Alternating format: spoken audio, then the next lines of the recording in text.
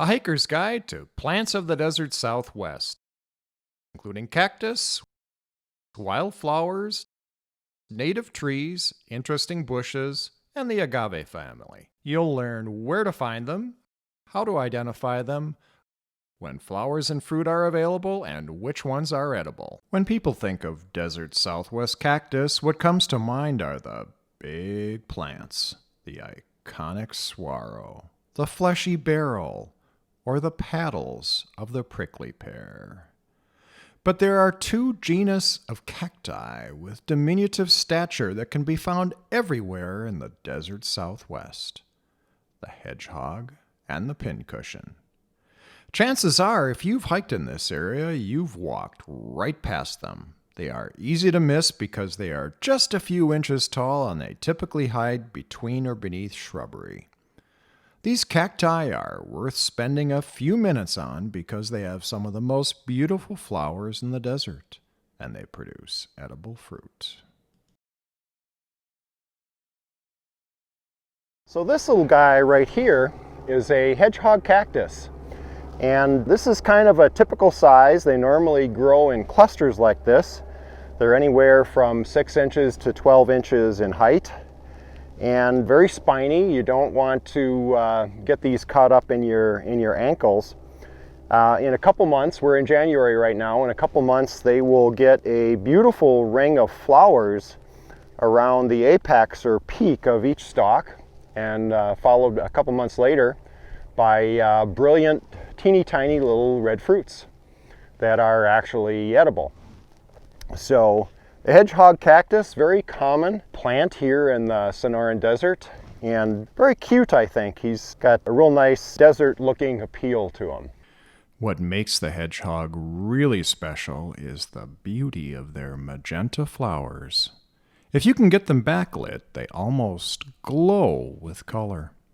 I've also found scarlet hedgehogs, also called the Claret cup cactus, in the Chiricahua Mountains and in the Huachuca Mountains near Sierra Vista, Arizona. But the best and easiest place to see them that I've discovered is the Dripping Springs Natural Area in the Organ Mountains near Las Cruces, New Mexico. Last but not least is the rainbow hedgehog, which to me looks a lot like a pincushion, which we'll talk about next. I've only found these along the Quilter Trail of Saguaro National Park in the Rincon Mountains.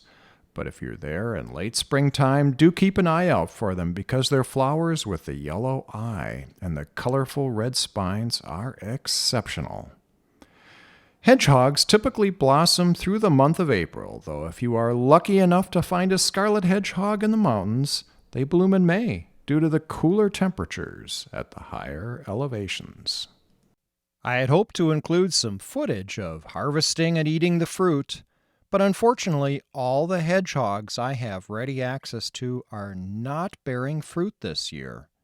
The flowers just shriveled up and dried out. Maybe next year. The pincushion is the tiniest member of the cactus family, and considering it also has a tendency to grow beneath trees and shrubs, you could hike for years without seeing one unless you make a point to look. What you are looking for is a cluster of a half dozen to a dozen golf ball-sized grayish fuzzballs growing in a sheltered spot. Blossoms will rarely make them more noticeable because the flowers are so small.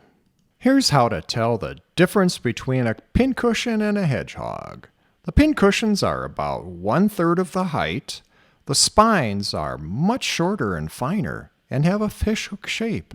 And the white spines lay so flat against the plant and are so dense that they make it look fuzzy gray. Pincushions typically blossom late, in July when the monsoon rains bring needed moisture. They can bloom several times depending upon rainfall timing and amount. The fruit matures during the winter. I found ripe fruit any time from October to March, depending on the plant and location. This is one of the few cactus fruits that can be enjoyed right off the plant, as there are no spines or glochids. Just trim off the crispy tip with a fingernail and pop it into your mouth. Tastes a little like strawberries. Strawberry pincushion. Les might have been a little confused about which pincushion he was eating, but frankly I find it really tough to pick out more than one or two species of these guys. And by far, the most tastiest treat in the desert, I think. Oh, yeah. Like a combination between a strawberry crossed with a kiwi. Thanks for watching. I hope you learned something about these delightful little denizens of the desert. If you did, please click like or subscribe to my channel below, or leave me a comment.